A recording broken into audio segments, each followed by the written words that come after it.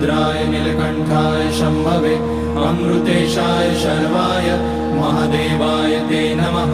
नमस्तेस्तु भगवन् विश्वेश्वराय महादेवाय त्र्यम्बकाय त्रिपुरान्तकाय त्रिकाग्निकालाय कालाग्निरुद्राय नीलकण्ठाय मृत्युञ्जयाय सर्वेश्वराय सदाशिवाय श्रीमान् महादेवाय नमः। ॐ नमः शम्भवाय च मयोभवाय च नमः शङ्कराय च मयस्कराय च नमः शिवाय च शिवतराय च।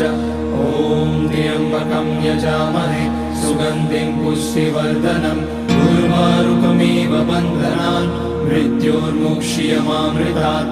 नागेन्द्रहाराय त्रिलोचनाय भस्माकराय महेश्वराय नित्याय शुद्धाय दिगम्बराय तस्मै नकाराय नमः शिवाय।